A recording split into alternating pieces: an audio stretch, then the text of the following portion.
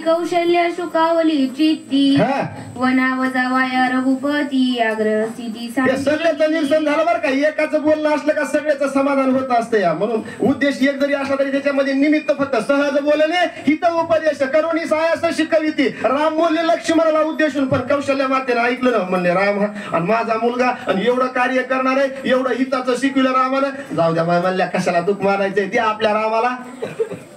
माता पिता इथं पाहिजेत महाराज नाही तर आडवे येणारे काय कामाचे येतं. पोरग देवळाकडे चाललं असं रामायण सांगितलं. बस इथं घरी उठलं की सुटलं तिकडच निघतच. अरे की काय 10-5 रुपये पोटाचं पाण्याचं असं म्हणतात का नाही. असं रामायण सांगत मला तर म्हणजे बिनहटाळीचं याला काय काम नाही म्हणजे. रोज उठत आहे एक गाव सुटत आहे रोज उठत आहे एक गाव. घरी मालकी नीट बोला ना घरदार नीट बोला ना. चला दरकोस दर मुकाम हे पुन्हा येणार आहेत मला. हे माझ्या बरोबर येणार आहेत पुन्हा. टाकवणी पळती रांडा पोरे अंती होती पाठवरे. तू का चोखा म्हणे फजित खोरन माझे माझी म्हणती करा. यांच्यासाठी किती जीव लावा ना किती तुम्ही हे शेवटला तुम्हाला अग्नी डाग देऊन महागारी येणार आहे. कुणी उडी टाक येणार. खाली हात आया है खाली हात जाएगा. बरोबर आहे काय. एकले आला तर एकट्याला जावं लागतं या.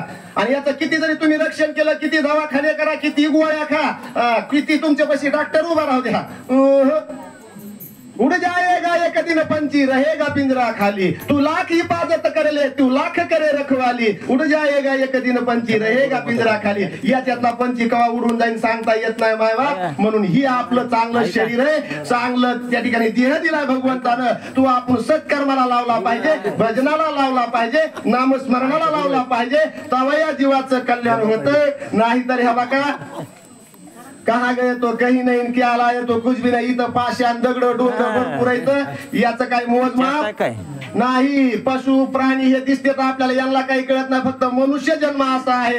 एक एक येऊनी कोटी कोटी फेरा मग लागे वारा मनुष्याचा. पुढच्या जन्मात बाळूमामाच्या मंदिरात यायला मिळेल का मनुष्य जन्म मिळेल का हे सांगता येत नाही. म्हणून एवढंच करा आपुली आपण करा सोडवण संसार बंधन तोडा वेगी. कौशल्य मातेला रामाचं हे बोलणं पटलं. आनंद झाला उल्हास झाला. आणि काय हरकत नाही म्हणल्या माझ्या रामाला वनवास वाट्याला आला तरी.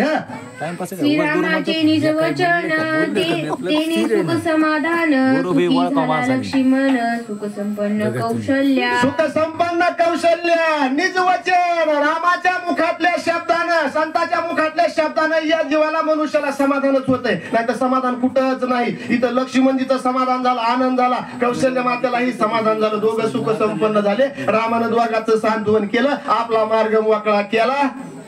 कारण अवतारच त्याच्यासाठी धरला होता. मग रामापाशी काय नव्हतं म्हणून कौशल्य मात्याही सुखी झाल्या. आणि काय केलं माता आणि सौमित्र बंधू दोघा झाला सुख संवादू. एका जनार्दनी विनोदू परमा